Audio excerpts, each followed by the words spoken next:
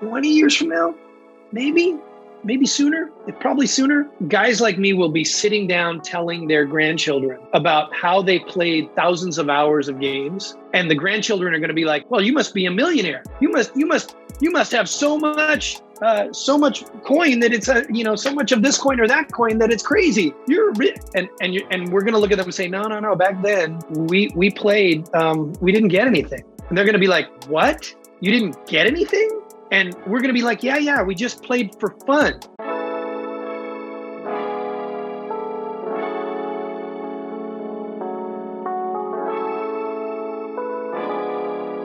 You're listening to Board with Nelly.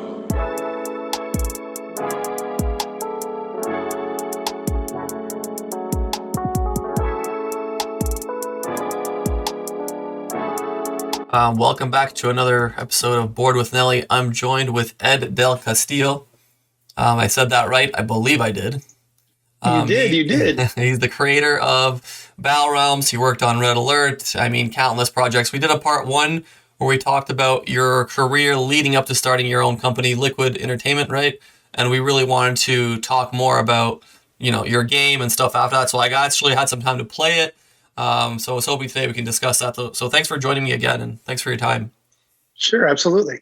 So when you first made Battle Realms, what was your goal? What was your concern with the RTS genre? What did you want to make better? What did you think could be done better? Sure, yeah. Simply put, I thought that the RTS genre was on the verge of going stale. I thought that there were a lot of assumed tropes that weren't necessarily valid. I thought that there were a lot of just kind of things that people had come to expect and accept that I just didn't think were necessary. And I thought it was just being lazy. So yeah, good question. So for example, I'll start just picking out some of the most glaring ones. Like things that always bothered me were fire. A great example of if you look at every RTS other than ours, fire is just a damage stage. So at some point when you're attacking a building, part of the building's damage stage is that it lights on fire. And if you never touch that building again, it would burn forever in that game.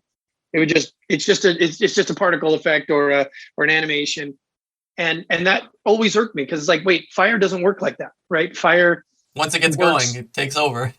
Exactly. And so we actually created a whole fire system where when you apply fire damage, there was actually fire damage was a damage type in the game. And when you apply fire damage, if it was below a certain amount, the fire would slowly burn out, right? So it would do damage over time, but that damage over time would decrease. If it was between a certain range, it was self-sustaining. So it would actually burn and keep doing damage like a poison to the building. It was like building poison, basically, until the building was destroyed. And then if it was beyond a certain range, it would actually grow. And it would actually eventually do more and more and more damage per second on the building until the building was destroyed. And on top of that, we also did, like, as the fire was burning, it would throw off sparks. Those sparks would actually operate under physics. And if they hit a unit, they would do fire damage. If they hit a building, they would do fire damage. And so you could see, like, if you engulfed a building in fire, there was a real possibility that your village would go up, right? That it would spread to other buildings.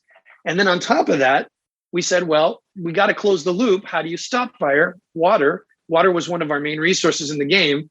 And so you could actually have your peasants go and bail water out of a river or out of a water source and throw buckets onto and put it out. And we had stuff like, we even had rain in the game. And if rain comes, it not only reduces the ranges for how fire affects buildings because they're wet, but it also puts out fires. It also reduces the damage that fires do while it's raining. So we really thought about the whole thing. It's a lot like, there's a popular genre now, the survival sandbox genre. Yes.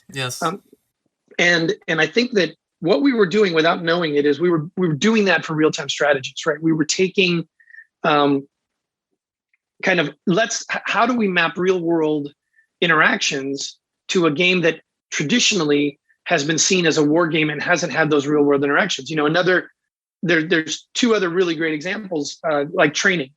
Our training system is completely different from all the other, in every other game, you see buildings and you plop down buildings and then people just start producing from those buildings. And we said, well, what's the more real way of thinking about this? And we said, okay, well, you build peasant huts. And yes, peasants are born out of those peasant huts. But in order to get soldiers, you don't just build a barracks. You have to go and take those peasants and train them, right? And the layers of training is what upgrades them, right? And layers of equipment getting, because there's equipment shops that you can go get stuff from, and those make the peasant, the whatever you've trained stronger as well. Right, or give them armor or whatever it is, right? Exactly right. And so, we created a training system instead of just plopping them, just queuing system.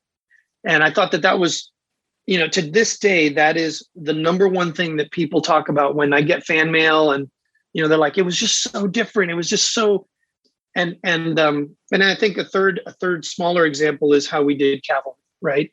So we really took the time. In most games, cavalry is just another unit. You build the stables and it produces a single unit type, right? Or multiple unit types of the same tech tree, so to speak. In ours, we had roving horses. You had to go gather the horses, take them to the stables to domesticate them. You had to then bring a soldier or a unit of some kind to the stable, and then you married them, right? And then we went above and beyond on that. We said, okay, what does the horse give a rider? And we started, we did stuff like divide the damage amongst the horse and the rider, increase the speed of the unit's movement. It gets a second life, essentially, right? Because when it falls off the horse, you kind of get another chance at it. Exactly. And we do have, so we found a bug where it wasn't working as we intended, but in the current version of the game, we're working on fixing it so that it works this way. But units do different layers of damage or different damage amounts to the horse and the rider, depending on what they are. So for example, the musketeer has the ability to snipe the rider off the horse. But a melee unit will probably attack more the horse than the rider, right? And so, and we even thought all of that all the way through, which is what I call closing the loop, where if the rider gets shot off the horse is there and can be reclaimed by either side and can be used by either side as a war animal. All you got to do is grab him and pull him, and take him away. There's so much there. I wonder if the average player even notices how much real detail there is there. When you talk about buildings being on fire and rain putting it out, I'm like, I don't even know if I noticed how I was playing, but you did, clearly, when you built it. And is there a difficulty then with, that level of realism and then also balancing it so that, fire isn't too overpowered or doesn't kind of destroy the momentum and stuff like that? Yeah, of course. I mean, it's tougher. Right.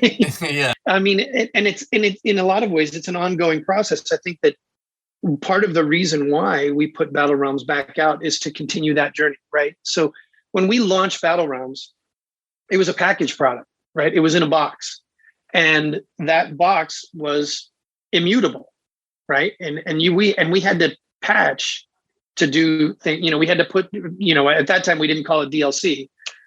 We were launching regular, what we called battle chests, where we were bug fixing and adding something. I had a strict policy at the company, which is we're never just going to drop a bug patch, right? We're going to drop every time we ask them to patch this game, we're going to give them something for that. We're going to give the players something. So we dropped a bunch of battle chests, and at some point, Crave and Ubisoft decided not to support the title anymore, and so we couldn't do any more with it until finally, recently we got it on Steam, and now we have an ongoing development effort, and we just do what we can every month to make the game better. The best battle realms possible. That's right. That's right. And I look at it almost like the director's cut, right? The message behind director's cut is, here's the game I always really wanted to make, right? And I think that we're on the complexity of Battle Realms is significant, right? It was not your dumbed down RTS. It was, hey, we're going to put more realism into RTS. We're going to put more of this living, I used to call it the living world, right? We're going to put the living world into the RTS. And that takes a lot. There's a lot of people who will tell you that play the Battle Realms competitively that would tell you that there are certain units that are super overpowered. and we know about them, and we're going to fix them. Right? We're slowly going from the bottom up, and we're fixing everything little by little. The one thing you talked about earlier was turning peasants into other units and then using those units to further upgrade them. That was probably for me the biggest hurdle in kind of getting accustomed to the game. And 'cause I've come from StarCraft, Age of Empires, like these games don't have that mechanic. So I was like, man, this is really weird. I don't know if I like this. But then by like 5 hours, I'm like, this is the best way to do it now. Like I feel like this is way more interesting. There's such an interesting balance between economy and building army. That's very different from other games. Maybe some people don't like that, but it's without a doubt unique. Yeah, I would say with the exception of StarCraft 1 with Brood Wars, most RTSs actually end up distilling down to an economic war, right? I don't want to mention names, but there are some glowing examples of that where you can, if you have good farms and good cultivation and you have good economy, you can throw whatever unit you want at the opponent and you will ultimately win. And that is a mistake. Excuse me. I would say that the number one thing we were trying to do is exactly what you said, is that balance, right? And we even put in, I don't know if you noticed this, you probably didn't, but the growth, the population rate, the growth rate, the birth rate, maybe is the best way to say it, for peasants is logarithmic. And so as you get to a certain number, it takes longer and longer and longer for a new peasant to come out. Okay, and that number, that. yeah, and cool. that what do they call that? That asymptote changes depending on how many peasant huts you have, right? But it's there. And what that does is, if you're playing a multiplayer game, number one, it means that you're going to cap out, right? No matter how good your economy is, you're going to cap out. And the only way to get a new peasant is going to be to train your peasants into soldiers and to use them in war, right? So you're lowering your population and thus opening yourself up to more birth rate. It also means that if you get decimated in war, or you get decimated in wartime, if you can manage to keep a peasant hut or two somewhere, that your birth rate is going to be higher than the opponent who just decimated you. And so it gives you almost like, not only is that true to life, right? That the more population we have, the less birth rate there is, but it also gives this kind of catch-up ability, right? For players who get, early outed, if they manage to survive it, they can come back, right? Because I wanted the game to feel more like it's about understanding the combination of units and how they interact than it is about just overpowering with numbers. Right. Were you upset about defensive RTS games in the sense of, oh, you cut out. Oh, you're good. You're back. Were you upset about how like some RTSs became very defensive, and that's why you had a lot of these offensive mechanics where you're literally rewarding players for attacking with this whatever power that you can invest into upgrades and stuff like that? Sure. That's exactly right. I mean, you'll notice that the game has no walls, right? And that was intentional, right? We ultimately created a defensive structure, towers, and ultimately, even in Winter the Wolf, added units that were specifically about cutting the power of towers, right? You're absolutely right. I disagree with the strongly defensive RTSs, because I think it further rewards economics, right? Because if you can, because it's what do we call that? It's kind of it's too overlapping of two different. It's too much overlapping of two mechanisms, because they're both geolocated in the same place, right? Normally, you want your economy centralized and you want your defense centralized. So you've doubly reinforced this behavior of economics by allowing a defense around the economics, right?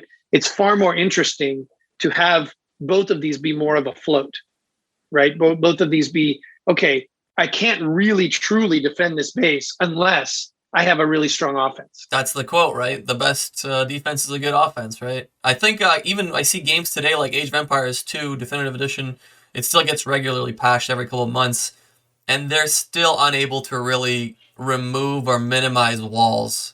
It's such a baked in part of the game. No matter how much they nerf it, it doesn't really matter. Players always will seem to wall, and yeah. Well, and that's my, I wasn't going to mention it, but since you did, that's my prime example of an economic RTS, right? That game, the units almost don't matter at all, right? I have seen players. I knew a player one time who played Age of Empires who was so good at Age of Empires that he would say, pick the unit you want to die with. It's the Viper, and you could pick it? whatever unit. You could pick the lowest level unit, except for, like a peasant, right? You could pick whatever unit you wanted. And he was so good at the economics and the defense. Right. That he would be into, I forget the tech tree, but he would be into like the final stages of your tech tree. Age, yeah, right. Yeah, while you're still getting out of the Stone Age, right? And so he just had the mechanics of the economy down so tight that he could spam any unit once he got there, and it would any unit, the economic advantage would be too much. That's fascinating. Exactly, and his units would die by the hundreds. Right. And he didn't care. He would just reproduce. Yeah. That's really interesting. Yeah, I didn't really think about that. But yeah, the peasant thing is interesting because it seems like the flow rate of villagers and the fact that like the rice is not specifically, don't tell you specifically how much rice and water there is. That's also very different than I noticed. In StarCraft, you have minerals. You know exactly how many minerals you have. You know exactly how much gas you have. Age of Empires, you have wood, stone. Those are all like very concrete numbers, but you seem to leave that out in your game. Why is that? Because a couple of reasons. Number one, a water source typically is pretty limitless, right? For the purposes of this technology level, and the rice, it depends on what stage of growth it is. Because one of the things we did with rice is it has its own life cycle, right? It actually starts as a little bud and grows, and if you water it, it grows faster. So instead of being digital, where it's like it's not a cluster of crystal that's worth whatever 120 or whatever or 80 or whatever it is, that value is growing as that rice is growing, right? And it caps, but that cap is reached at a rate that's different depending on whether you're watering it with your peasants, whether it rains, whether it So there's a lot of factors going into what value you're getting out of a particular rice field. You also have a cap on how much you can have of it. What was the decision there? So a lot of it was just like, okay, well, we should only be able to store certain amounts, right? And that cap changes depending on how many peasant huts you have, right? And if you have a keep or whatever, right? Yeah. Yeah, and a keep increases it. I forget the number exactly, but yeah, we just figured, well, how much could a peasant store in each of its, peasant huts, right?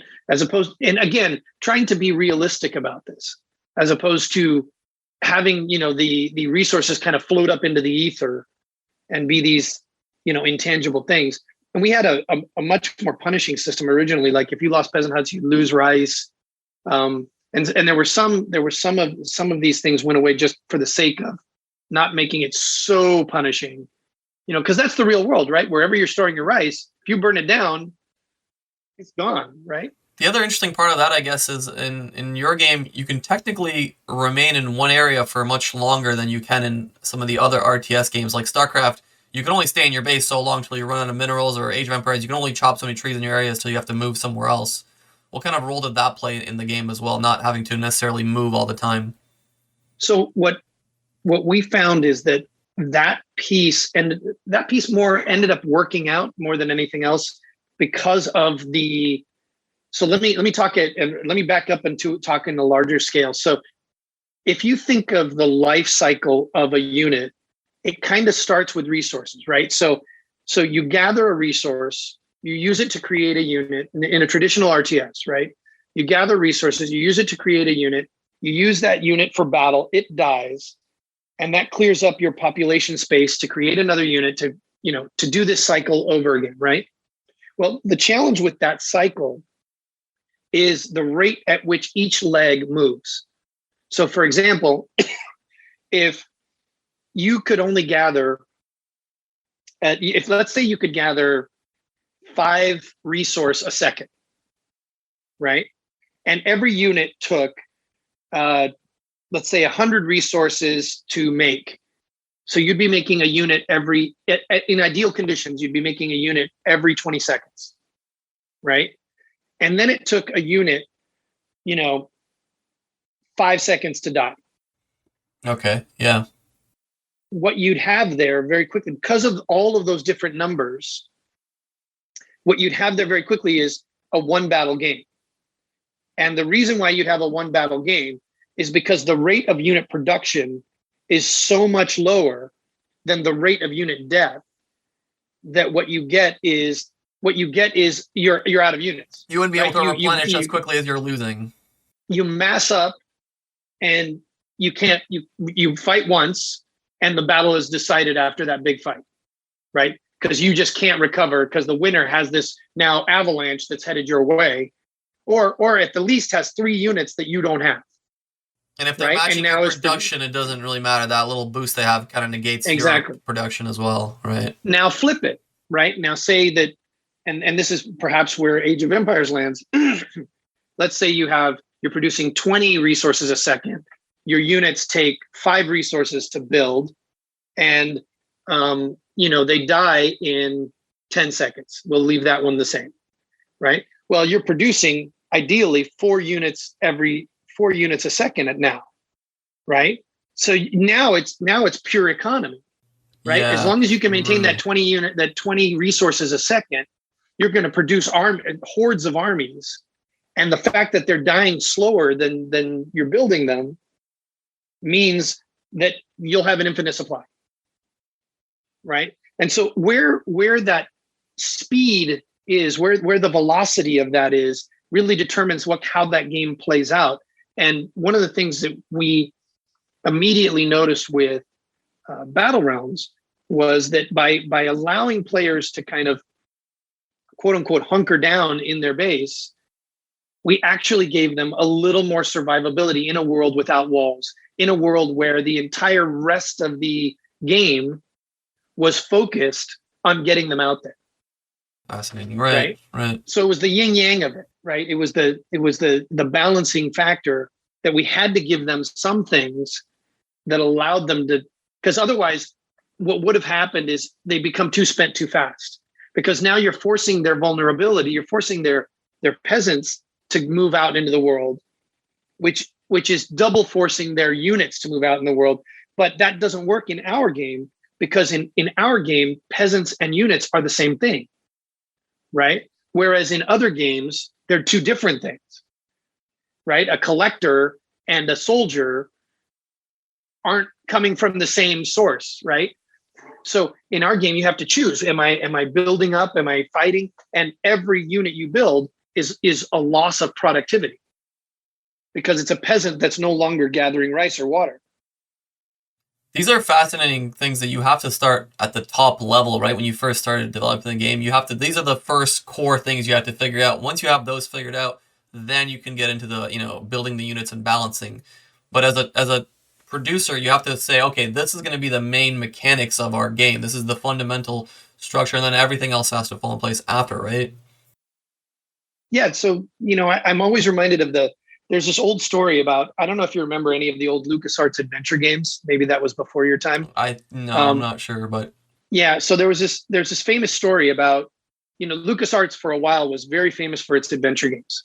They were wildly popular and everybody was buying them and playing them, or, at that era. And the funny story about that is that the guy who was designed to code the engine hated adventure games. And so when they made him do it, when they assigned him this task, he said, okay, but under the hood, I'm not going to allow for any of the crap that I hate about adventure games. Right. Reinventing the genre. Right. And in many ways, that's what we did. Right. In many ways, when I sat down with this, I said, well, here are all the things I don't like about a genre I helped create. And those things many of those tropes were born of necessity and then just copied ad nauseum. And no one had bothered to reevaluate what was possible with the current technology, with the current thinking. No one had bothered to think about how other things could be brought into it. Like the concept of putting heroes in the game. In our case, Zen Masters. Like No one had done that. It's like, why? With Right? their It own was just- abilities and stamina. Yeah, Right. that's another fascinating thing I wanted to ask you. Stamina. That came, I'm assuming that came out of a need where in the late game it takes forever to get across the map with these units that have a set pace, and then you were able to double click and get them to run across that. That was Sure. probably one of the cooler things that I kind of immediately spotted. I'm like, yeah, this is such a problem in RTS games where at the end, your base is probably on the other side of the map, and you have these units that have a set speed. They're not going to change, and it's going to take you forever to get. So it becomes almost like a League of Legends type thing where you have to kind of Sure. have a stream of units come in at a slow pace. Yeah, so stamina was there from the beginning as well. I mean, the idea there, almost every choice that we made in developing this game was born of trying to create strategic possibilities for the player, right? So the idea behind stamina was, well, stamina is kind of like your mana bar, kind of like your energy bar. It's going to be used to power all your special abilities, and it's going to be used to get you to run. And the genesis of that, in a lot of ways, was it went all the way back to when I was 15 years old playing Dungeons and Dragons. And there's this concept in games, in many different types of games, that a unit or a character, a player, a soldier is as effective when they are at full health than when they are on the verge of death. Yes, that's the thing. I forgot about that. When they get lower health, they move slower. They're much weak. Yeah, right. And so we wanted players. We thought about including morale, but I didn't like the concept of morale. This is how we got to that. Was this energy was going to be something that you had to kind of watch, right? And you had to kind of care for. And it was going to have immediate, always benefits. Like everyone would always be able to use it to run. But then there were always superpowers that were powers and abilities that were going to play off of that. And that was going to be, part of getting to real again, right? If you have your characters always running everywhere, they're going to be exhausted by the time they get to the battle. And yes, they'll be able to fight, but they won't be able to use their special abilities, right? And we even did cool things like, we were the first RTS to actually create three-dimensional terrain. Let me say it a different way. Not three-dimensional terrain, three-dimensional trees. Trees that you actually went under, right? That the canopy covered the unit so that you could actually ambush an enemy. Right. The fog of war comes on when you're in the forest, right? Right. And even if the fog of war is revealed because you move a unit into the forest, the canopy you might have placed the unit just right in the canopy so that you can't see them. So we thought that was a really cool thing. But also in the forest, if you're running through the trees, it'll set off what we were calling it a forest alert. But it was the idea that, like, you know how when you see in movies, like the birds fly out of the trees. Oh, right. That's the bird. Because there's some. Yes. Yeah. Brilliant. Yeah. And what that does is it pings everybody else on their mini map. So it lets everybody else know you're there. But if you walk through the forest, it doesn't do that. So all of a sudden there's this kind of strategic layer to stamina. And when do you want to run? When do you want to walk? And that's we thought that was pretty cool and pretty amazing and pretty interesting. And hopefully I think the players do too. And I think we continue to figure out more ways of balancing that so that the player feels like they can use it properly. Right now, that, like, for example, we're having a conversation about that right now with the team, and we're probably going to make it so that units run by default. And this is a great example of user feedback, right? Because the game is no longer. I've always said this, and very few people understood it. But I said, once you launch something, in my opinion, you've brought other people into authorship, because people have come to love your product. People have come to love your game to the point where they have to write you fan mail about it because they're overflowing with enthusiasm about it. And you can't just throw out that feedback like George Lucas did, right? You have to Can't be narrow-minded. You have to be open to. You have to incorporate. Yeah. Dang it! I knew I was going to do that. Shoot, forgive me. We've got a technical difficulty. We've got some spilled coffee. There's been a mosquito bugging me for the last 20 minutes. And right when we started. It finally rested on my coffee cup. Yeah. And you can imagine the rest. There is coffee everywhere. If you're watching the video, we maybe we can get a view of the coffee. No, I'm just kidding. I don't know. It's well, okay. This was full when it started. You're good.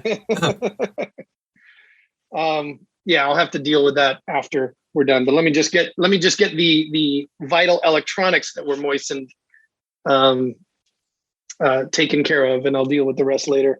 Holy mackerel, was that just like classic cartoon stupidity? No worries. I think I saved my phone. Let's see.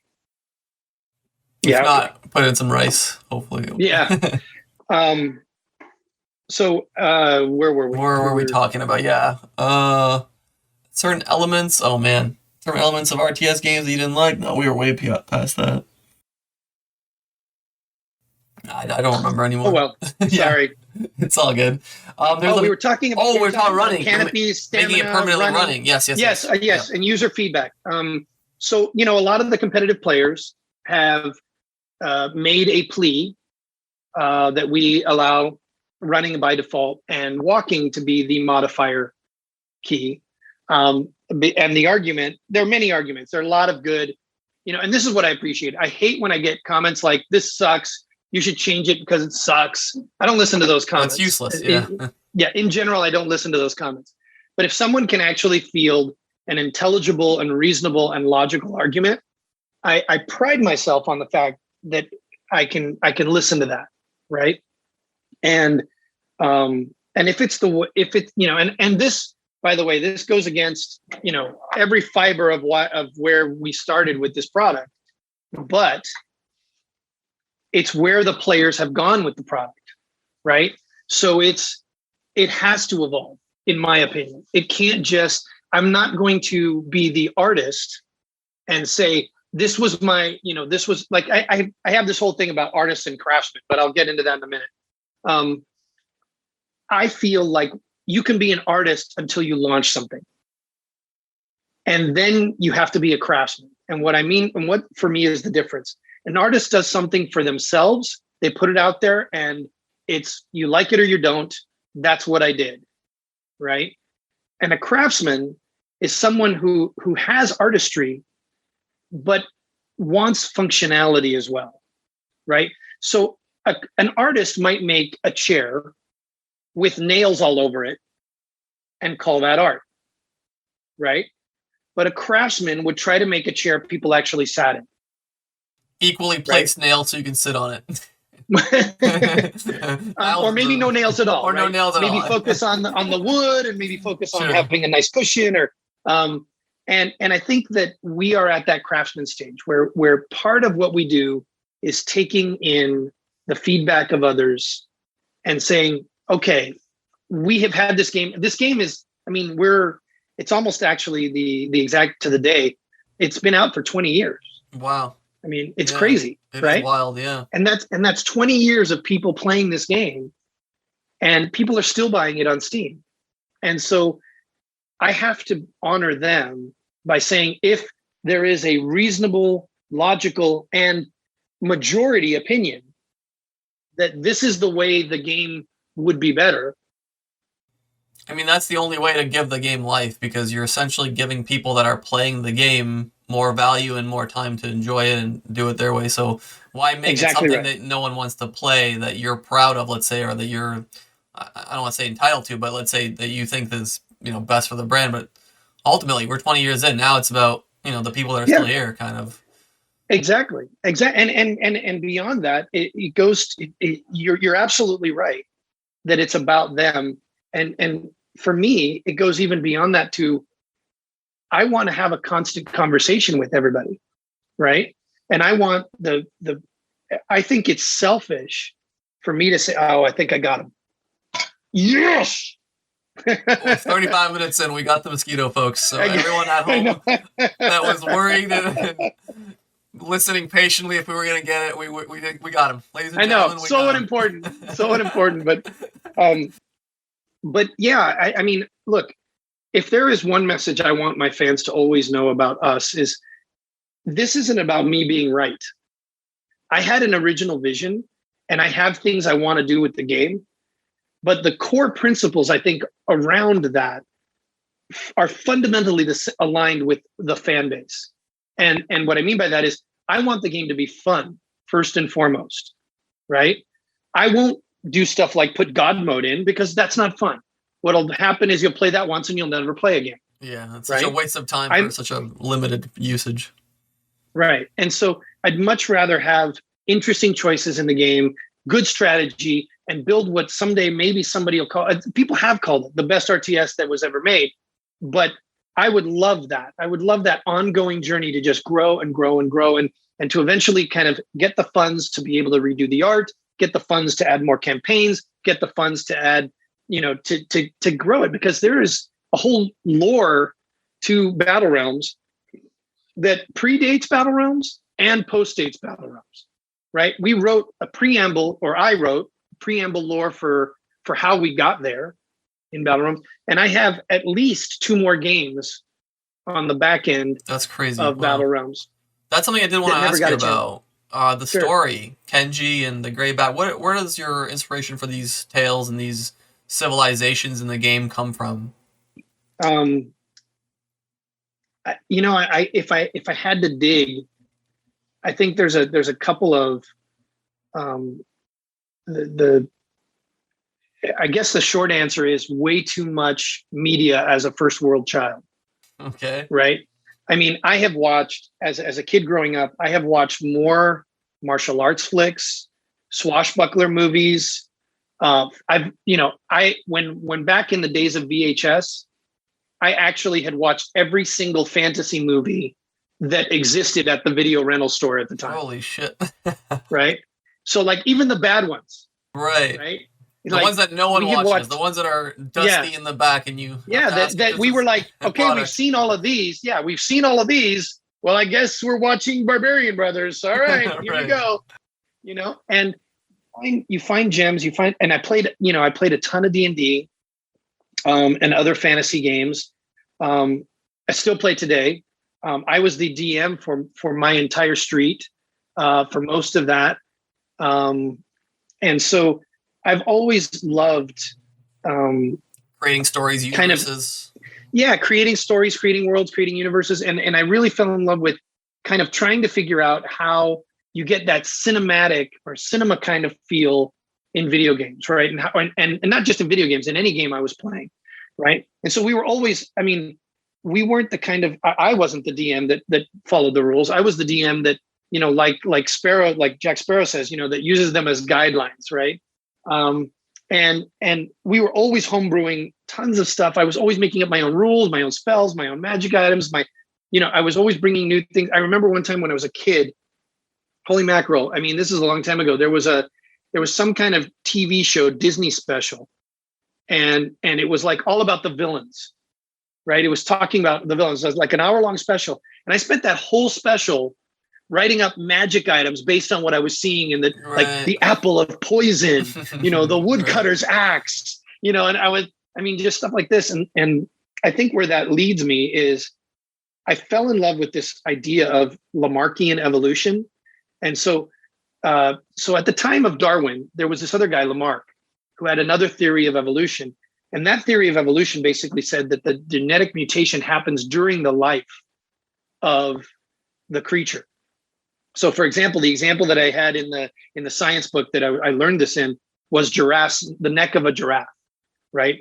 Darwin evolution. Yeah, Darwin evolution says that there are giraffes that are born with short, medium, and long necks, and that they have the chance of survival that's inversely proportional to that. So the longer neck giraffes are going to have a greater chance of survival, and thus a greater chance of reproducing that gene, right? That long neck gene. Well, Lamarck believed, and I know it's going to sound silly, but Lamarck believed that by stretching to reach the leaves, giraffes' necks were growing, and then they were passing that trait on. And I said, well, what if that was true? Because that seems to be how a lot of martial arts movies work, right? How many times have you seen that martial arts movie where the guy lives for 15 years with weights on his legs. Yes. And then all of a sudden, when they take the weights off, he can jump like 1,000 feet, right? Right. And stuff like this, or at least that's what the martial arts movies were back in the day, right? And I love that concept, and that's what we did when I started creating the lore for the Zen Masters.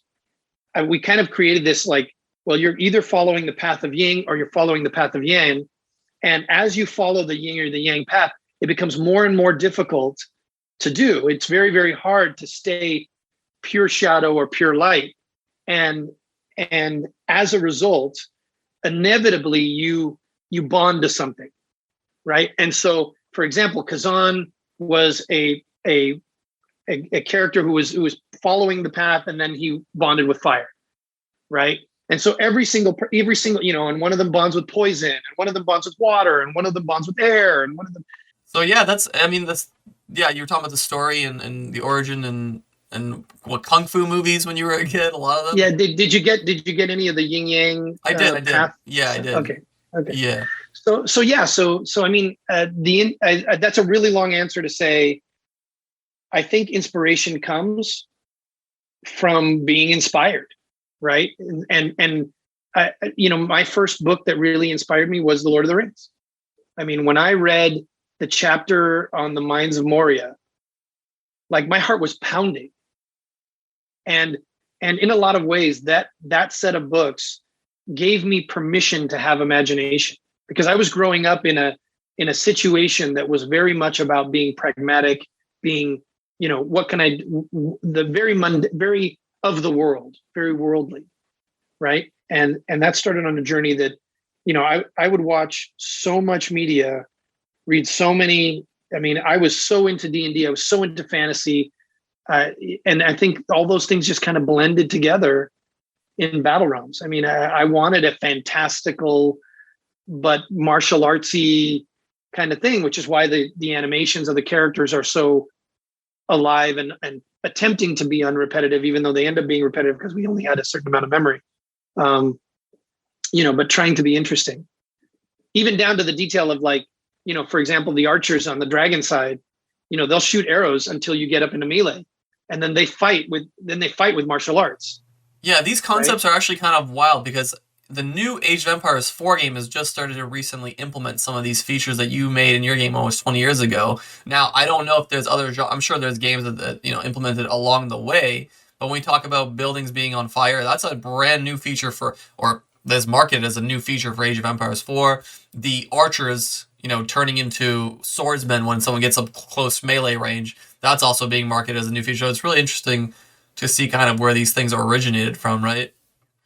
Yeah, I mean, if the most braggy I can get about Battle Realms is that I can say, in many ways, it's the Citizen Kane of the genre, right? It's like, if you look at it now, it looks dated, but there's a lot of concepts there that, and I didn't know about the Age of Empires stuff, but I used to say there's a lot of concepts there that still haven't been implemented in modern day real-time strategy, and it sounds like they are being absorbed. But I do have the great story of the Blizzard.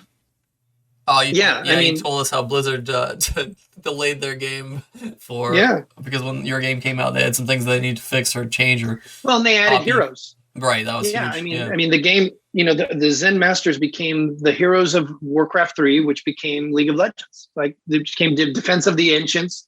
That became, or Dota, and then became League of Legends. It literally started a multi-billion-dollar genre that is still pretty alive today. Yeah, it's and then you're talking about the Lord of the Rings inspiration, then you ended up working on Lord of the Rings, which must have been surreal. Yeah. It was wonderful. It was hard though, because what they had the book rights, not the movie rights. Yeah. And so there was this real difficulty. Every piece of art had to be kind of vetted, to make sure that it wasn't looking like the movie. Yeah, and then there's another Lord of the Rings game that came out shortly after too. That was actually based on the movies, right? So that came out from EA. Yeah, that's crazy. Yeah. Vivendi or Universal said that we were the only product that made the only Lord of the Rings product that made the money that year. Really? Yeah. Oh wow, that's insane. So it was a long time ago. Yeah, it was a long time ago, but it was nice to hear that. And then, there was another game which I think doesn't get its due, which we did right after Lord of the Rings, which was Dragon Shard. And unfortunately, finding that, I don't think you even can. No, I can't. I've gone to Wizards of the Coast several times, and they're just not interested in putting it back out again.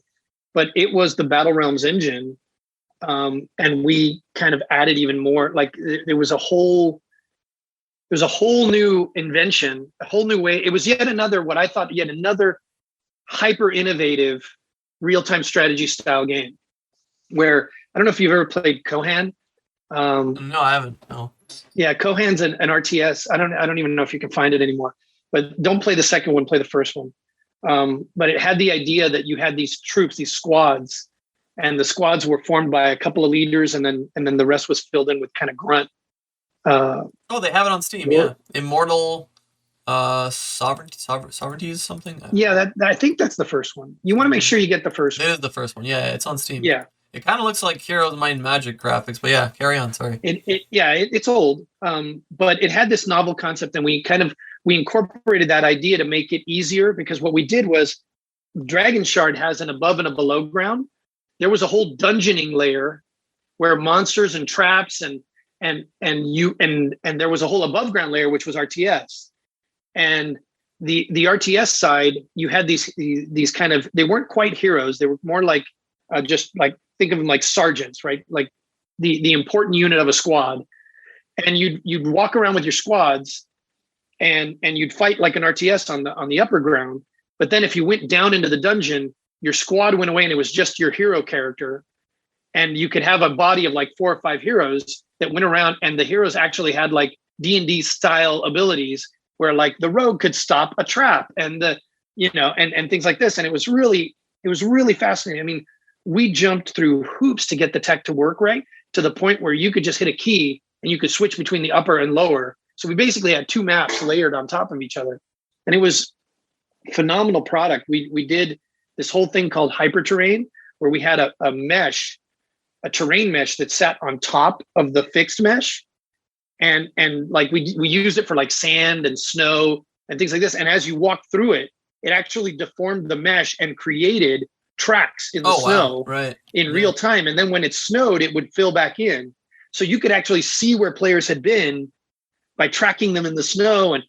And that's where we would go with Battle Realms 2 or Battle Realms 3, is we would bring that technology into the existing Battle Realms concept. Like imagine going back to the mainland in Battle Realms and it having snow, and having it snow and having it, the hyper terrain kind of build up, and then it banks, and it was so awesome. Wow, that actually would be kind of like the Lord of the Rings scenes where they're going like Gandalf through the snow, and that'd be really cool. I guess that you brought it up yourself. Battle Realms 2.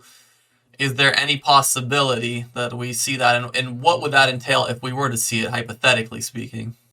Man, I would love to do it. I would absolutely love to do it, but I refuse to do it crappily, right? You want it to be a big production that really can, finally fulfill the fantasies of what it should be.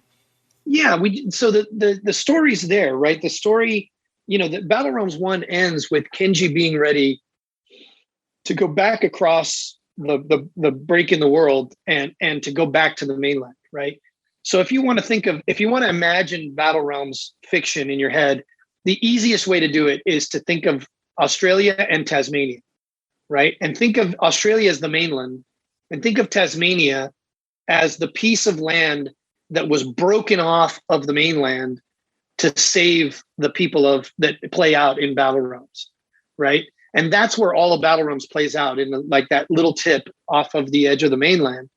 And the next step of the story is we're going to go back, right? We're going back across the mainland, and we're going to start slowly retaking the mainland. And you start finding out about where the Lotus clan came from. You start finding out that they were once a good clan that has kind of was subverted because Zymoth, excuse me, started playing with magics that were forbidden. And, there's a lot of like really wonderful story about, and we even started playing around with there are other clans that players haven't seen: the Crane clan, the Monkey clan, the Spider clan, there's a lot of You can other. go anywhere you want with this, realistically. Like there's so many options. Yeah, and so that's where it would probably go. It would probably be, Kenji going back onto the mainland, and you as the player, in the multiplayer game, you'll play multiple factions, but you as the player we would probably figure out. This is the only piece I haven't figured out is how do we decide whether Kenji is going to play out more serpent or more dragon.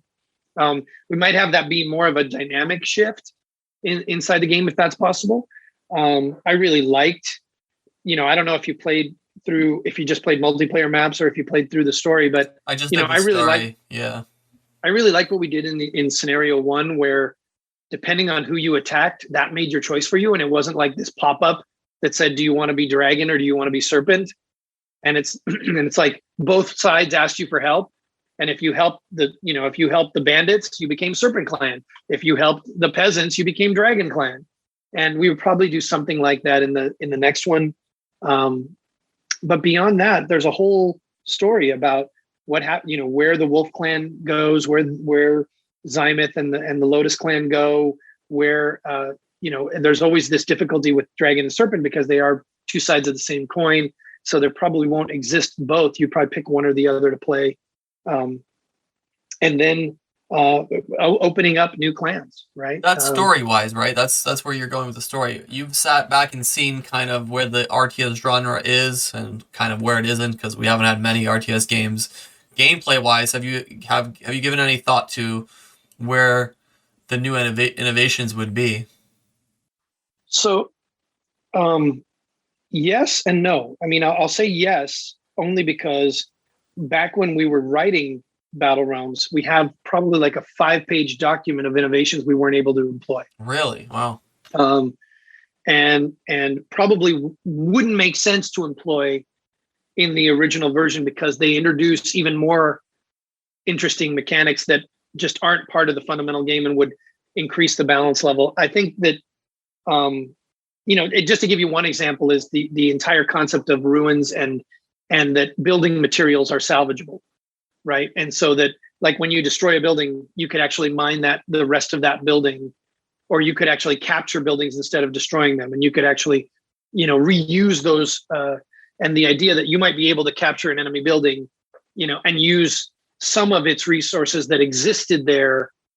That's like from the enemy. That's a red alert, actually. That's a red alert mechanic, then, right? Well, what a surprise, right? Right. And there was lots of stuff like that we wanted to do. We wanted to have, like, when the bodies die on the battlefield, their corpses remain, and you actually can take stuff off of them, and you could actually, like, take their armor, we had this whole, whatever, right? Right. And we had this whole idea of like that. What would happen is that ravens or vultures would come, right, and one by one they would be the things that eliminated, and that we would have the body either slowly decay and or be eaten till the point where it's gone. So you could actually see the remnants of old battles in different forms, right, all over the map. And and now that we have such high-powered machines, we can do all of this kind of cool world-filling stuff, right? There was all sorts of stuff about taking down trees, burning forests that we didn't really engage in. Right. Now you have no limitations technologically. Now your limitations are more ideologically, right, with ideas. And I think the vision would remain true to where we were in the beginning, which was, how do we map this more like the real world, right? How do we map this? The fun parts, right? We don't want to have to dig latrines and deal with people showering and going to the bathroom, but the parts that actually create strategic interest to the game, right? Can people salt the earth so that rice doesn't grow back there? Can people, and stuff like that. So I think it becomes more of doing that kind of world building kind of concept, because I think that the more it feels like a real world, the more the battles feel like they matter to me. So in terms of Battle Realms, the first one that you have on Steam right now, there's obviously minor issues here and there with, I don't know, like the delay between clicks sometimes and sure, small stuff like that. Are you working towards fixing those things? Because I imagine that's probably a nightmare to fix these things 20 years later. Yeah, no. So actually, I got a lot of good news on that front. So we have recently undertaken the laborious task of updating the code base to the most current DirectX. Wow, nice, Right, very cool. and Yeah, so for a long time we were limited by the tools. We were literally working in 2001 for the last 2 years. that's crazy. Right, Yeah, we were using the old Battle Realms tools, the old Battle Realms, everything. Like you were suffering. we were Those suffering all limitations. those limitations, and as a result, we couldn't do things like touch the art. We couldn't do things like, like we tried to fix the special effects, and it just. So we're hoping that with this, I mean, it's almost done.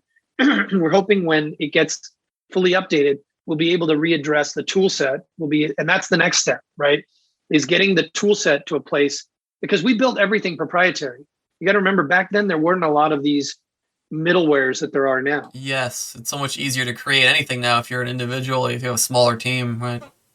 Yeah. So, like for example, our particle effect system, proprietary. Everything, the entire game engine, proprietary. Right? There isn't a whole lot of other stuff going on there, and so we were hamstrung. And so I'm hoping that with this update, we'll be able to address it better. Did I answer your question? Yeah, you did. You answered it. No, that's awesome. I'm really excited for the future. We could talk about Battle Realms probably forever, I think. And I hope that maybe one day you consider maybe making content, because I think you have a lot of interesting stories, and maybe I'm alone, but I think there's other people that would like to listen to, behind the scenes stuff, your thoughts in general on RTS games. I don't know if that's something you've considered. Yeah, no, I do think that if the funds come, it will happen, right? I mean, there's studios that. Sorry to interrupt you. There's a studio that I'm following that I'm hoping to have an interview with in January. They're basically working on a game that's very similar to Heroes, Might and Magic, kind of in their own style. And They post videos every day, like literally, I don't know, 1 to 3 minute videos. Hey, this is the new texture engine we're working on. Hey, like this is what we're working on the character. And to me, it's fascinating to watch the journey of this game that, started in, I think, 2019, and to see where it's come today, how they improved all these things. And it's kind of like a mini documentary on a video game being made through short little videos, daily updates, whatever you want to call them. So I don't know, something like that would be really cool. Maybe for the fans. I don't know if it's something you've even considered, but yeah. I'll talk to the team. Maybe they want to do something like that. The challenge that we have is that the team is like all over the world, right? It's a small team and it's all over the world. So we don't have this like cool, like, oh, hey, here we are at the office kind of thing going on. Here we are at a $20 million startup that we've been funded. We've got this nice office where we can record and everything. There's one thing that we did. I don't know if you have time for it. There's something I wanted to ask you with NFTs. We want to talk about future of gaming. Sure. I don't know if what your wow. Thoughts You're keeping on a good tight schedule. I like it. It's like right at 9. You're like, boom, let's talk about NFTs. That's my 41st episode, so yeah, getting better. Yeah, so yeah, no, I'll tip my hand on that side. I'll make some really bold and dramatic statements there that will rouse your fan base. I'm interested. I'm excited. So yeah, tell me where to invest my money. By the way, that'd be great if you can tell me which. Oh, that is tough. Yeah. That is tough. My money is currently in Ether. So if that, which is the coin of Ethereum. Okay, good. I'm there. I'm with you. So yeah, because everybody calls it Ethereum, even though its real name is Ether. Ethereum is the network. That it lives on, the blockchain network that it lives on. So let's make a hard break. Let me finish the thoughts on Battle Realm. Yeah, please. I would say, I just a closing thought on Battle Realm, because I always like to say I am blown away by the fan base of Battle Realms. I'm blown away by all the fans. I'm blown away by the fan mail. And I never thought that I would see the day that one of my games is being played 20 years later, as avidly, as far as I can tell, as it was when it launched. And that is, I didn't even dare put it on my bucket list, right? Because I never thought I would get that. And so that's a huge gift. And I want to say thank you to all the fans that play it, because, man, you guys are the best. Yeah, a right? lot You of them are really going to be are. watching this, so that's. I mean, you're Guys are saying the that best. I'm have a hard cut. You have a storyteller in you that needs to have a definitive ending to the story. The sunset scene. You need to say your part, and then we can move on. There you But go. yeah, but if I can help in any sense of content or ideas or how you can go about it, let Okay. me know. I'd love because I have no invested interest in this besides obviously just getting your content out there because I think Sure. I'll be the one watching anyway, so it's like might as well. Cool. Well, if that becomes a possibility, absolutely. I All mean, right, cool. we just should keep talking, right? Yeah, of course. So, so we go from the present day of games, or at least of my games, to what I think the future is. So now we're going to talk about what I think the future of gaming is, and I'll start by making a few bold statements. I think that 20 years from now, maybe sooner, probably sooner, guys like me will be sitting down telling their grandchildren about how they played thousands of hours of games. And the grandchildren are going to be like, well, you must be a millionaire. You must have so much coin that it's so much of this coin or that coin that it's crazy. You're rich. And we're going to look at them and say, no. Back then we played, we didn't get anything. And they're going to be like, what? You didn't get anything? And we're going to be like, yeah, we just played for fun. And they're going to look at us like we're talking to them about a horse and carriage, right? Instead of a car. They're going to look at us like, are you dumb that you just played this video game for nothing?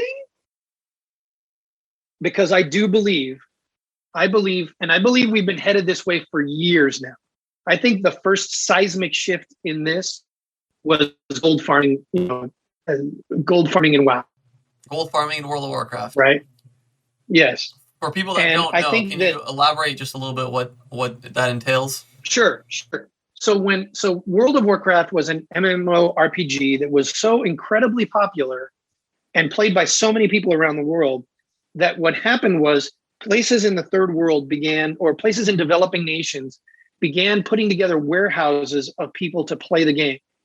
And they would just basically play the game for the items and the gold they could acquire during a typical workday. And then they would pool it by giving it to a central account. And then that account, kind of started advertising online, started advertising all over the place, and ultimately advertising within the game itself, that they were selling gold for real world dollars, right? And so it started where it was almost like $1 a gold, right? And then it became, and I don't know what it is now, but it the inflation of it, ultimately it was like $100 for 10,000 gold or something like that, right? And they would hand it off, and Blizzard did what I consider made the worst possible choice here, which was, instead of bringing it into the game and being the people that sold the gold, which would have made them billions, they were the people that spent billions trying to stop that from happening, right? They just didn't have the same vision that, for example, Steve Jobs did, right? I remember an interview with Steve Jobs when they were talking about, this was back when everybody was pirating music because no one liked buying an entire album. And Steve Jobs said, look, I believe that if I can sell music for 99 cents a track, that many people who are pirating now will stop, because they want to do the right thing. They just don't have a system that works for them. They don't want to spend $15 on an album, right? They want $1 a song. That's really what they want. And he was right. He was absolutely right. There were always going to be pirators, but I think by and large, there were a lot of people who were in a gray zone who went over to just buying iTunes. I mean, the revenues of Apple prove it. Right? Yeah, of course. There was an absolute market for this, an absolute place for this to happen. It's the same thing here. They were banning people who were selling their swords on eBay and selling their accounts on eBay. They were banning people who were selling gold. It's just ban. And what they should have done, Great ecosystem. this was the around earliest us, right? sign. Yeah, this was the earliest sign that what people wanted is to do this, to have interoperability between players, right? And I'm always reminded, I'm going to just tell another quick story. So there's this quick story about Disneyland, when it was first opened, Walt had an apartment in Disneyland above the fire department. And the groundskeepers come to him, say, Walt, we got a problem, please come see. So they drag him out to a spot in Disneyland and they say, look. And what he sees is a bunch of people walking through a garden. And they go, what do you want us to do? Do you want us to put up signs? Do you want to put up a fence? And he goes, I want you to pave it. They're showing you where they want to go. Right. Make it easier for them. Right. Yeah. Right. And it's the same thing here. We as players have been showing the game industry where we want to go for decades now. Right. We want to be able to buy an AK-47 in Call of Duty and potentially either be able to sell it to someone else when we're done playing Call of Duty, or to keep it and be able to put that AK-47 in Grand Theft Auto when I play. Right. That's where NFTs come in. That's what, yeah. And so long-winded way to get to that. This is where NFTs come in.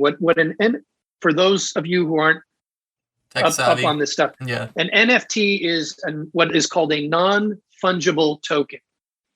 All of that is just fancy words for a thing you get to keep and you get to own apart from this, right? And it's funny because even before non-fungible tokens, I had this, I was pitching a Battle Realms card game. And one of the highlights of that is, and this is before I knew to call it what non-fungible tokens was, you get to keep the cards. Right. Digitally. Right. Any card you buy and own, we're going to give you, and you have the rights to it. And we were going to create, at the time, serial codes for every single card, like the old serial codes that were used to like CD keys to open up a security key for we were going to give you security keys for each and every asset. Literally like an address now, the Ethereum address or whatever it may. Right. Fascinating. Wow. So the idea behind a non-fungible token is that it is something you get. It's a digital asset. It's a digital thing, but you get to own it, and you get to own it outside of whatever thing it's being used for at the moment. Right. So you get to own this piece of art and you get to sell it and trade it just like it's a real world thing. And this is a huge, when you combine that with blockchain, which for those of you who don't know, blockchain is a technology. The part you need to know is it's a technology that prevents people from duplicating your stuff. Right. It prevents people from stealing your stuff. So the combination of NFT or non-fungible token and blockchain have really cracked the nut on digital ownership. Right?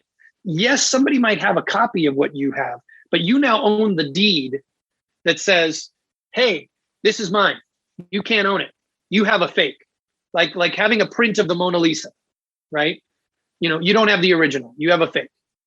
So I think that what's going to happen, and as a matter of fact, that's where I spend all my time now. I spend all my time on NFT crypto games, right? And when you guys do a dive into this, you'll see there are entire nations, there are entire third world countries for whom playing what they call a play to earn game has become a career choice, because there is enough money to be made in a play to earn game that they can actually have a more viable career than being a farmer or being a street vendor or being a blacksmith or whatever it is that where money means nothing because of hyperinflation or whatever it may be. We have digital assets that actually does have value worldwide. So we're on the verge of an enormous shift in our technological understanding. In the same way that our parents barely understand computers, there's going to be a time where many people in our current generation barely understand decentralized finance, non-fungible tokens, fungible tokens, attention token. I mean, all of it, right? And staking and all these other words that probably mean nothing to the people listening to this. But 99% people don't understand these terms, I think, because they're not well versed in cryptos. I mean, but what it comes down to is we are very rapidly approaching a world where governments don't control the only source of money, where governments are the only people who control money, right?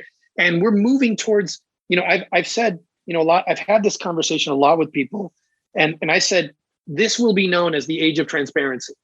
This, 1,000 years from now, when they look back on this age, it's going to have one of two names. It's either going to be called the plastic age, or it's going to be called the age of transparency, is my claim. Because what's happening is we're getting to a point where few people controlling everything is going away.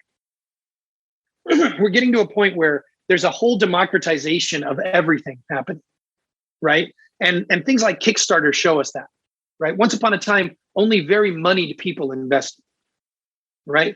Once upon a time, you couldn't go to GoFundMe and ask for a handout, right? And get $1 million for a good idea.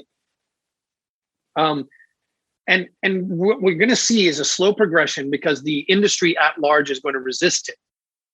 But you're going to see new people, which is how it always happens, new people coming in. I mean, if you guys haven't looked into this, you should look into like Embersword and Upland.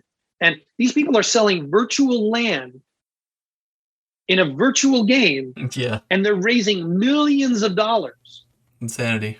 Off of these virtual land sales, right? And it's phenomenal because the people who are buying this land actually own it, right? They have a blockchain record of this non-fungible token, and they have and we're going to see this. This is going to play out all over the world in so many ways that we don't even understand yet. The concept of a contract happening on blockchain, right, is going to redefine the world, because there isn't going to be, when you're doing legal by code, because that's what a smart contract is. That's what a contract on the blockchain is. What a contract on the blockchain is basically a software program that says, if you pay me $500,000, you own this plot of land. For people that might not understand this, what the real world purpose of these smart contracts, the way I see it at least, is getting rid of a lot of third parties that you currently need in life. You need a real estate agent, you need a bank, you need a stockbroker. So the goal of smart contracts would be to get rid of these entities with really smart code that can basically have two users easily interact and transfer or trade, whatever it may be, with each other. But it also, the nuance to that, though, you're absolutely right. He's 100% right, folks. But the nuance to that is it also removes interpretation. Okay. Yeah, brilliant. Right. That's huge. And so you do away with a vast majority of bull honky lawsuits. Right. Right. You clean the legal system in a way that is just going to be like jaw dropping. Yeah, if we can turn the legal system into ones and zeros, that'd be something else. But getting back to games, if you look at at this growing genre of play to earn games, what you see is, especially, just go onto YouTube and type play to earn, right? What you see a lot of is people looking at now their time in a whole new way. The metric is no longer just fun. The metric is fun and return on investment. So wait a minute, I can have fun playing this thing and make money? They have streamers that are going to be billionaires. People that play games. And some of them already are. Some of them are. I mean, you have Ether billionaires, you have Bitcoin billionaires. Yeah. I mean, these people are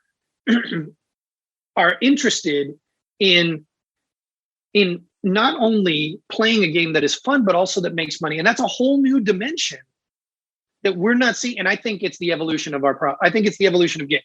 And I think actually what it's doing is it's doing something that I have been in the consulting business for so long that I see it everywhere. This term gamification, unfortunately, when we overuse a term, it gets stale, but it's absolutely happening everywhere, right? The idea that things don't have to be painful to interact with, the idea that they can be fun to interact with, right? Even if you're doing something that's mundane, right? We're seeing it everywhere, from the little song that my washer and dryer play when it's done, I mean, that's gamification. It is. That's right. Trying to give you, instead of being, Right. You know, that's gamification of that little sound. That's a celebration of being done. So what we're going to see in the future is people looking at their time as more valuable, which I think is so awesome.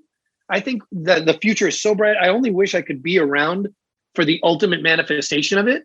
But I think we're going to get to a place where we're not wasting our time anymore, right? Where we're really honestly and truly looking at what am I getting back from this, right? And we're going to metric games not just on how fun they are, but on what I earn when I play them.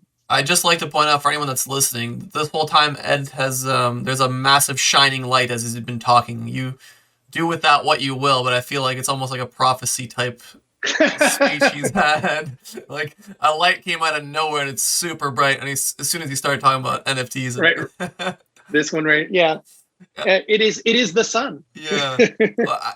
Is there something that's lost there with that though? With the beauty of games and art and enjoying it just to enjoy it? Is there drawbacks to this new age, I guess? I think, like with all things, it will be a spectrum, right? And that spectrum will have everything to do with how much you care about it, right? Like I don't know if it's a great example, but I don't know if you've seen the latest Netflix animated series, Arcane. I've heard of it. I have not seen it yet. No. Dude, it is the best animation on the planet, in my opinion. It is amazing. I'll look into it. And I wasn't that interested. And I wasn't that interested because it was League of Legends, and I'm like, I don't want to watch something about a video game. It's going to suck, right? Because they usually do. Especially League of Legends. No, I'm just kidding. Yeah. Right. No, it's beautiful. Really? It's absolutely beautiful. Okay. It's absolutely gorgeous. And it didn't have to be. They could have said, well, it's League of Legends. Only League of Legends players are going to play it or watch it. So let's just make something, let's just farm it out to some offshore animation company, and let's just, get it done. Their fan base and just do whatever right. they fan. Yeah. Dude, it's beautiful, even if you don't know anything, which I don't know anything about the League of Legends lore. Same. Right. And I really loved it. I mean, I thought, and I loved it from a technical perspective as much as, and an artistic perspective, right? It was so good. The story was good. The animation was phenomenal. The art was just the artistry behind it. And so in the same way, I think, yes, you're right. There's going to be some shitty slot machine games that are, hey, we're going to give you a huge ROI, and then we're going to go through that because EA. And we're going to go through a casino moment, right? We're going to go through that casino era of people trying to get you to just buy their game because it has an ROI. The quick buck, as they call it. Right. But I think the cream will always rise. And I think there will be people who don't lose that artistry, right, for it, and don't lose the desire to have the game be fun, really fun, right? And I do think that having something be really good is as compelling as having it make money, right? And people will be driven by both. So I see it as an and, not an or. I don't think there's. I gotcha. It's always like that. Yeah. It's always blurry, right? It's never black and white. I mean, look at the whole free to play. This was mimicked in the free to play genre, right?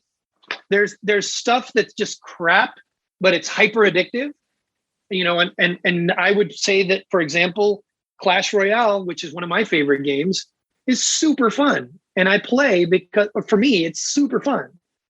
And if I was earning less than, and my choices were to play that or play, I don't know, I don't want to pick on anybody, Farmville or Diner Dash. I'm sure they're watching this just steaming. Don't worry yet. Yeah. I probably would pick Clash Royale still. Yeah, that's fair. I'm really curious to see what happens because my original content was around FIFA and that kind of I stopped doing because I really didn't enjoy it. But there's a lot of companies that are coming out with these pay to game or what did you call the model? Pay to earn, sorry. And they're bringing that into the football video game space, which I'm curious to see what will happen because it's a space that's been dominated by EA for so many years and they hold such a massive monopoly. So I'm hoping that I don't know, this is one of the few routes to a solution to Absolutely, it's a yeah. solution. I mean, think about it. It's like here's let's imagine that EA bought the NBA license, right? Well, because the NBA is the NBA, they paid whatever billions, millions. They paid millions of dollars for that thing. And then another game comes out that's as good as that, but has no license. That let's say Take-Two does it, right? Take-Two likes to compete with EA. So Take-Two puts out a Hot Shots basketball game.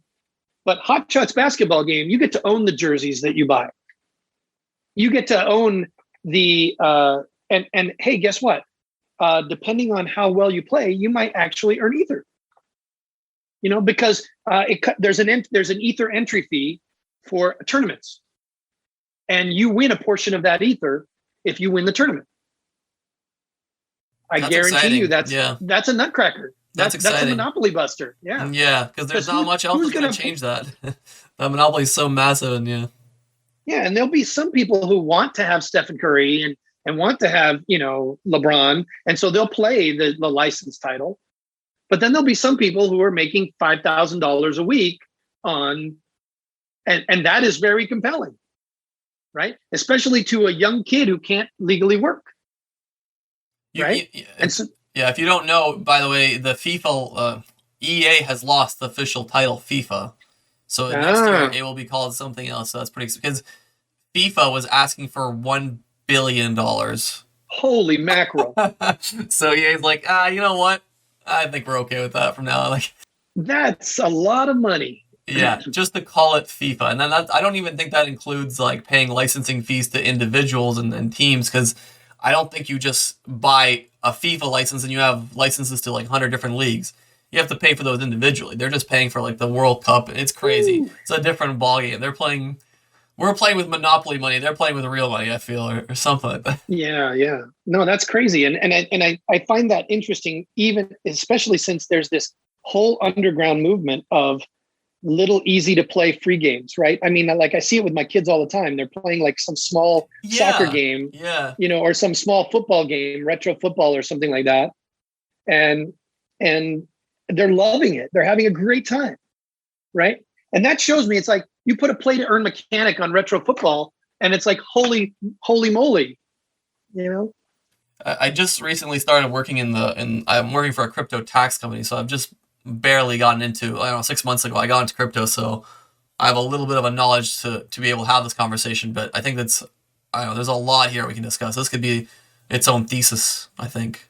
Like, sure. Yeah, I mean, the summary is that at least me, I'm putting my career in that area, because I do believe that this is not only does it increase the value of the time that a player plays, but it also is a democratization, right? It's the next, for those people who are listening to this, who live in countries with hyperinflation, right?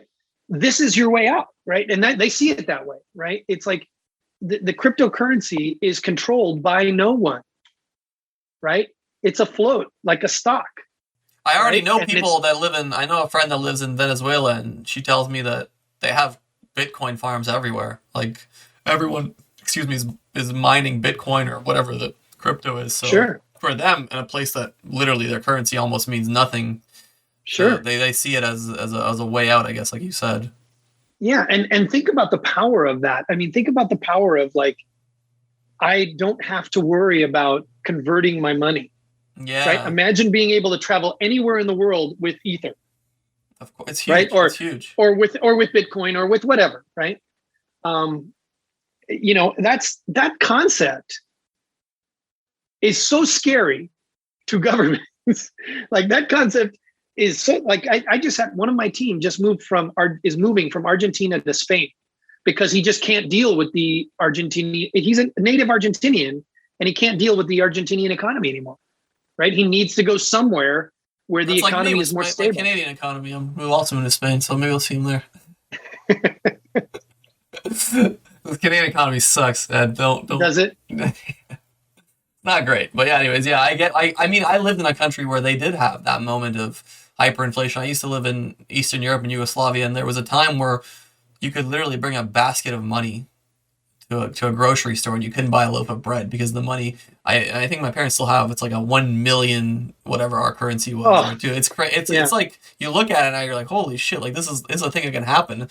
This maybe the pandemic or whatever you want to call it, Yeah. this climate gave people a real reality check into what existence really could be, how how Sure. rough it could get, and how important these things are. They might be essential, not just some people buy cryptocurrencies and think, oh, it's going to be a good investment, I can flip it or whatever. But other people are looking at it, hey, might be the future of currency in general. Yeah, I mean, I look at it that way. I actually believe that it will end up going that way ultimately, but I don't think that will happen in my lifetime. Really? I think that's way down the road because you have to have all the people that are going to resist it die, right? You have to, the as dinosaurs, Steve Jobs, as they call them. yeah, I mean, because what happens, we see it over and over and over again, right? The more electric cars we build, the more gas companies will try to hike up the price of gas, make gas relevant, and fight against adopting these new technologies. And the same will happen with governments. When governments feel like they're starting to, like that's one of their real controls, right? It's how much money am I printing? What interest rate am I determining that is here, right? And imagine not being able, like for a government to not be able to control that. Oh my God, they'll resist that to their dying day, right? We'll go through laws against it. We'll go through, silly things like Steam saying they're not going to support NFTs, Right. and things like this. It's like, okay, Steam, you just gave an opportunity for the rise of Steam clone, right? That does only support NFT games. But yeah, you're going to see all of the, what is it that the genius starts? I forget how it works. First, like when a genius idea is born, first everybody thinks it's crazy, then everybody wants to kill it, then everybody adopts it as genius, right? So we haven't gone through we're still in the insane phase. It's the Tesla right? AC current. Then everyone, DC is the only thing, and then everyone. Yeah, let's kill elephants. Let's show you how AC can kill elephants. Right. Right. It's exactly it. Right. And that cycle has to go. We have to go. I feel like I'm going to see that cycle, but I'm not going to see the other end of that cycle. So I'm going to see the resistance part of that cycle. Or maybe I will. Maybe I'll get lucky enough to be able to travel the world on Ether someday. Right. Or on whatever currency ends up being the ultimate, because I think one will rise. I don't think it's going to be Bitcoin. I think Bitcoin will become, I think the current modern thinking is that Bitcoin's like gold. Yeah. And that it is, or it's on, it's become like the reserve currency. It's become the currency that everybody backs against. Like they look at it and they use it to judge the stability of the market. Right. It won't actually be usable, or it doesn't have as many usability features. It's not functional. It's like that chair with nails you talked about. And the challenge is, like gold, it's become rare enough that you're not, what do they call the pennies in Bitcoin? You can only get a few Satoshi now, instead of an entire, it's hard for people to work in Satoshi as opposed to in Bitcoin, because Bitcoin is the word, right? Just like Ether, the smallest piece of Ether is called Whey, right? And we're going to get to a point where we have to be talking in dollars and cents, or we have to be talking in some equivalent of that people can own multiples of a coin. Right, and use it daily and not worry about, how many fractions or how many decimal points I'm going to just buy a loaf of bread. Exactly. that the whole concept of having to be into decimal points, just that alone, they don't realize how unuser friendly that is. Yeah, it's really bad. Right. And how people just they don't do the math. They're not gonna. No one does it. I mean, it's hard for me. It's like it's a human thing. How many zeros? Yeah, exactly right. You want to think in integers, right? You don't want to think, in whole positive integers, not in what is functionally almost negative, right? Alrighty, we had some tough technical difficulties, but we're back. I think we're kind of towards the end of the podcast. We talked about battle rounds. We talked about the future of gaming, NFTs. We talked about all kinds of stuff. Ed, anything else you want to conclude, summarize? No, just, thanks again for doing this. I mean, this is really great. I mean, just it feels so natural talking to you, and it's just been a wonderful time. Beautiful. That's the best I can hope for. The time flies by when you're here, and you want to come back. But I'll leave links down below to Battle Realms if anyone wants to purchase it. The Steam link. But thanks again for stopping by. Thank you for having me.